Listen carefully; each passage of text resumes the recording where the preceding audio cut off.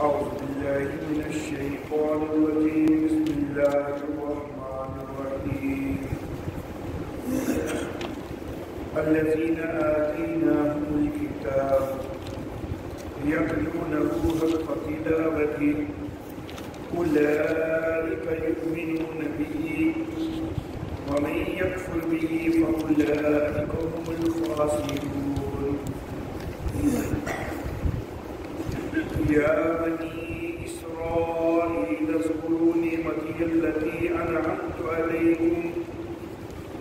وعني فضلتكم على العالمين واتقوا يوما لا تجزي نفس عن نفس شيئا ولا يقبل منها عدل ولا تنفعها شفاعة ولا هم ينصرون صدق الله مولانا العلي العظيم وبلغنا نبيه ورسوله الكريم. وہ لوگ کہ جن کو ہم نے کتاب دی وہ تلاوت کرتے ہیں اس کی جیسا کہ اس کی تلاوت کا حق ہے،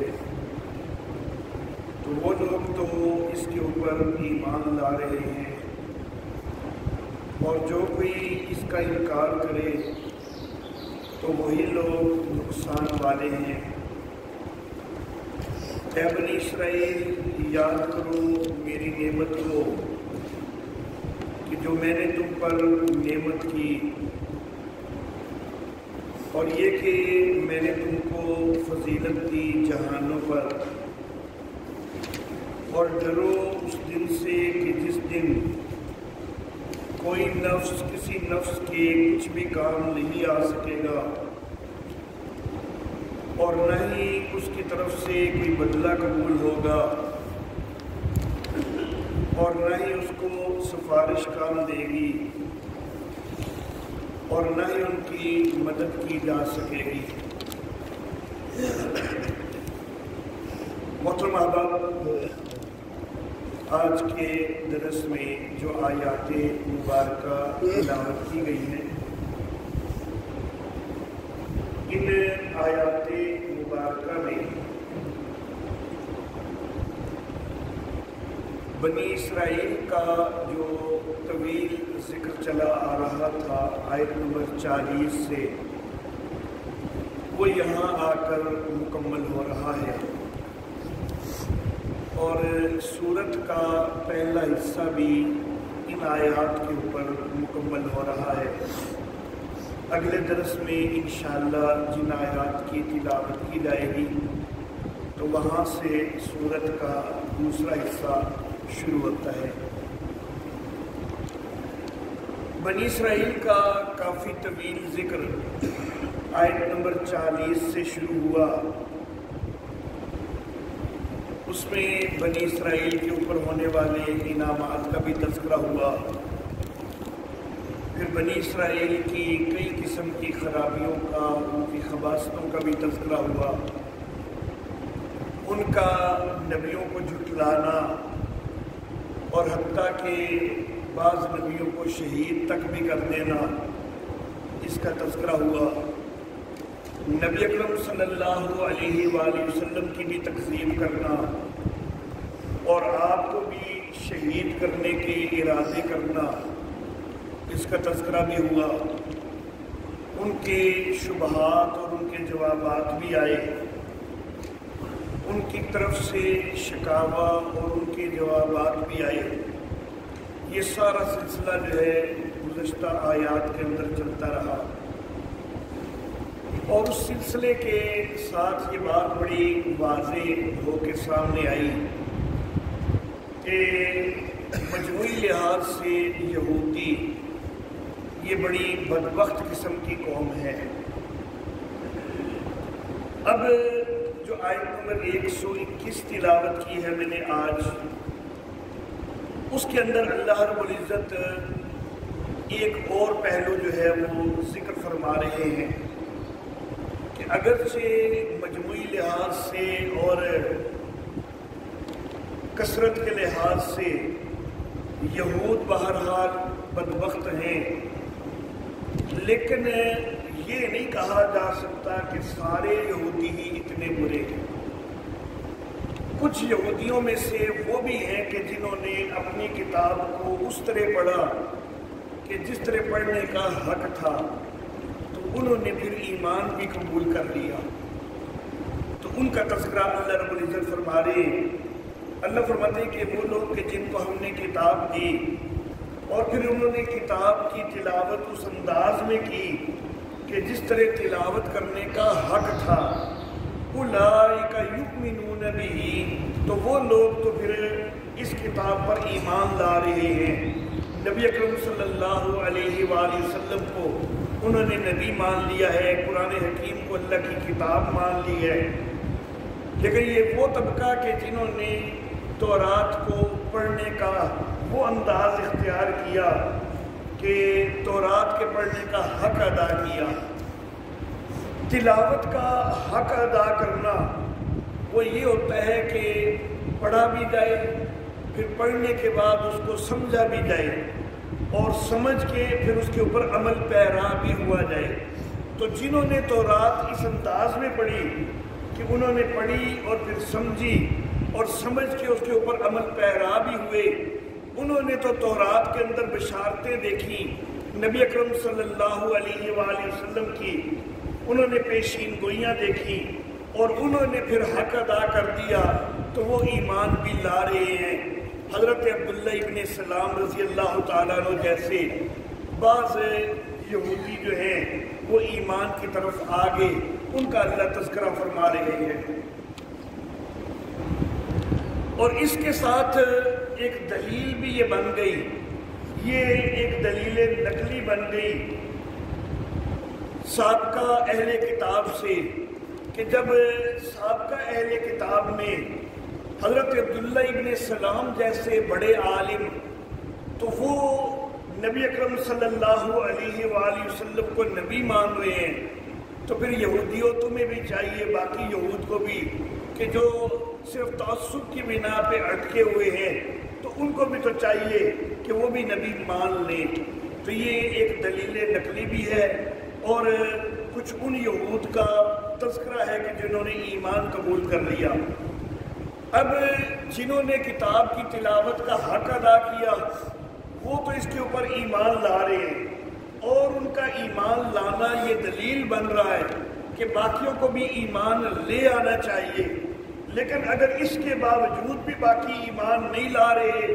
تو پھر وہ لوگ بڑے نقصان والے ہیں۔ اللہ فرماتے ہیں وَمَن یکفر بہ، جو کوئی اس کا انکار کرے فَأُولَئِکَ هُمُ الْخَاسِرُونَ، تو وہ لوگ پھر نقصان والے ہیں۔ اس کے بعد اللہ رب العزت اب یہود کے ذکر کو، بنی اسرائیل کے ذکر کو سمیٹتے ہوئے آخر پہ ایک دفعہ پھر ان کو اپنے انعامات، اپنے احسانات کی یاد دلاتے ہیں کہ میں نے تمہارے اوپر بڑے انعامات کیے، تو یہودیوں تمہیں چاہیے کہ پھر نہ شکر گزاری نہ کرو بلکہ اللہ کے شکر گزار بنو۔ تمہارے اوپر بڑا انعام ہوا، نبوت کا سلسلہ ایک طویل عرصہ تک تمہارے اندر رہا، لیکن اب اگر اللہ رب العزت نے بنی اسماعیل کے اندر ایک نبی بنا دیا ہے تو تمہیں اللہ رب العزت کا احسان مند ہونے کا تقاضا یہ ہے کہ اس نبی کو بھی مانو۔ یا بنی اسرائیل اذکروا نعمتی التی انعمت علیکم، اے بنی اسرائیل یاد کرو نا میرا احسان جو میں نے تم پر احسان کیا۔ دنیاوی لحاظ سے بھی احسان ہوا بنی اسرائیل کے اوپر، دینی لحاظ سے بھی احسان ہوا بنی اسرائیل کے اوپر۔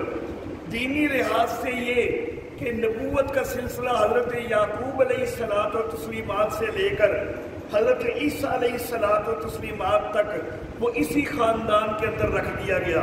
حضرت عیسیٰ علیہ الصلاۃ و تسلیمات اگرچہ ان کے والد تو نہیں ہیں لیکن والدہ کی طرف سے وہ بھی اسی خاندان سے جو ہے وہ تعلق رکھتے تھے۔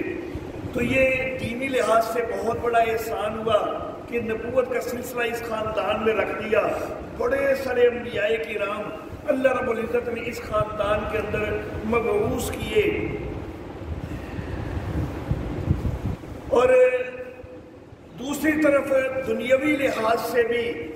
بڑا احسان ہوا، بڑا انعام ہوا، لوگوں کے اندر بڑی، معاشرے کے اندر بڑی عزت ملی معاشرے کے اندر ان کو پڑھا لکھا طبقہ خیال کیا جاتا ہے، ان کو عالم سمجھا جاتا ہے، لوگ ان کی قدر کی نگاہ سے دیکھتے ہیں، پھر ان کو حکومت بھی بہت زیادہ ملی، ایسی سلطنت کہ جو کسی اور کو نہیں ملی۔ سیدنا داؤد علیہ الصلاۃ و تسلیمات وہ بنی اسرائیل میں سے ہیں، ان کو ایسی سلطنت ملی۔ سیدنا سلیمان علیہ السلام، حضرت داؤد علیہ السلام کے صاحبزادے، ان کو ایسی سلطنت ملی کہ جس طرح کی سلطنت کا جو ہے وہ پوری کائنات میں اور کوئی مثال بھی نہیں ملتی۔ تو یہ یہودیوں دیکھو تمہارے اوپر کتنا احسان ہوا، بنی اسرائیل تمہارے اوپر کتنا احسان ہوا کہ تمہیں ایسی ایسی حکومت دی گئی کہ تمہارے حکمران، ان کو ہواؤں کے اوپر بھی حکومت حاصل ہے، چرند پرند کی بولیاں وہ سمجھتے ہیں، ان کے اوپر ان کو حکومت حاصل ہے، جنات کے اوپر ان کو حکومت حاصل ہے۔ تو تمہارے اوپر بڑا ہی اللہ کا احسان ہوا۔ وَأَنِّي فَضَّلْتُكُمْ عَلَى الْعَالَمِينَ، میں نے جہانوں پر تمہیں فضیلت دی، اپنے دور میں تم سارے جہانوں پر فضیلت رکھنے والے رہے، سارے باقی دنیا والے وہ تمہارے مقابلہ میں وہ پست رہے۔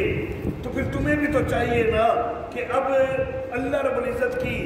اس آخری وحی کو بھی، جو آخری کلام اللہ کا نازل ہو رہا ہے، اس کو بھی مانو۔ وَاتَّقُوا يَوْمًا لَا تَجْزِي نَفْسٌ عَن نَفْسٍ شَيْئًا، اے بنی اسرائیل اگر تم نہیں مانو گے تو خیال کرو کیا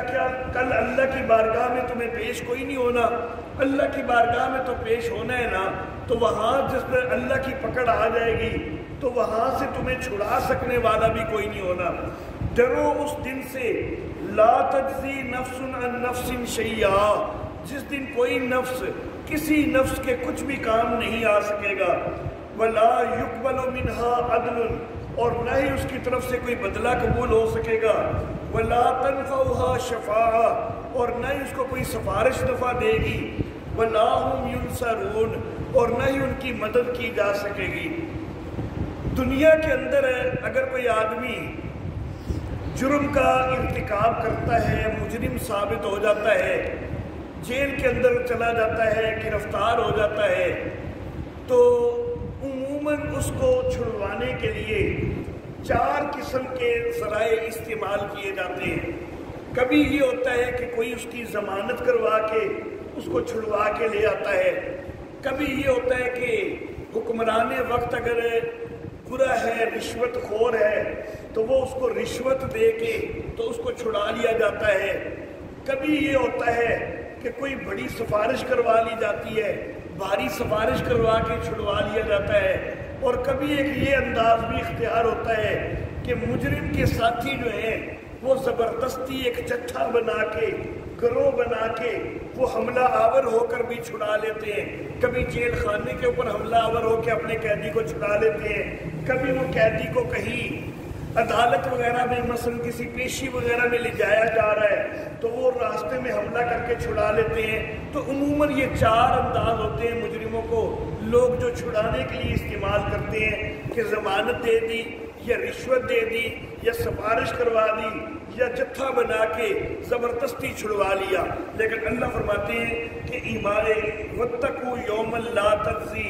نفس عن نفس شیئا،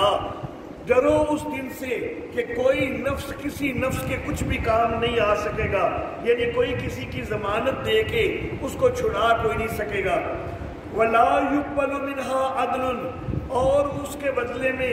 کوئی بدلہ بھی قبول نہیں کیا جائے گا۔ کوئی یہ کہے کہ میں پیسے دے کے چھڑوا لوں یا کوئی اور چیز دے کے چھڑوا لوں، تو اللہ کو معاذ اللہ ثم معاذ اللہ کچھ بھی دے کے اللہ سے چھڑایا کوئی نہیں جا سکتا کسی مجرم کو۔ وَلَا تَنْفَعُهَا شَفَاعَةٌ، اور نہ ہی کوئی سفارش کام آ سکے گی۔ ہم نبی اکرم صلی اللہ علیہ وآلہ وسلم آپ کی بھی شفاعت کے قائل ہیں، دیگر انبیاء کرام علیہم السلام ان کی شفاعت کے بھی قائل ہیں، اولیاء کی شفاعت کے قائل ہیں، علماء کی، حفاظ کی شفاعت کے قائل ہیں۔ تو قرآن حکیم یہاں کہہ رہے ہیں کہ لا تنفعها شفاعہ، کہ کوئی سفارش بھی کام کوئی نہیں آ سکے گی۔ تو معاملہ یہ ہے کہ سفارش کام آنی ہے صحیح العقیدہ کے، جس کا عقیدہ کم از کم درست ہوگا،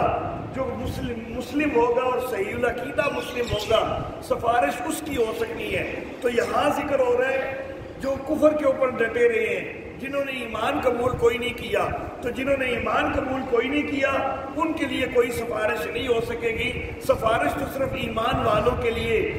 صحیح عقیدے والوں کے لیے ہو سکے گی۔ تو یہاں تو کافروں کا تذکرہ ہو رہا ہے، تو جو کافر مجرم ہیں ان کو کوئی شفاعت نفع نہیں دے سکے گی۔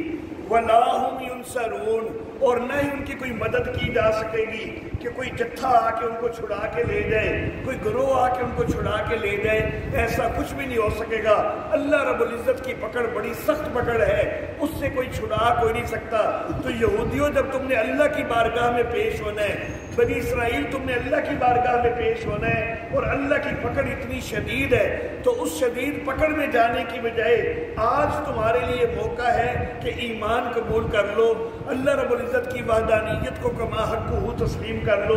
نبی اکرم صلی اللہ علیہ وسلم کی نبوت اور رسالت کو تسلیم کر لو۔ تو آج ایمان قبول کر لو تو آخرت میں تمہارے جو ہے وہ بچاؤ ہو جائے گا۔ لیکن اگر تم اسی روش میں ہو تو پھر آخرت میں پکڑ آئے گی، اور اس پکڑ سے کسی طور پر بھی بچ نہیں سکو گے۔ وآخر دعوانا ان الحمد للہ رب العالمین۔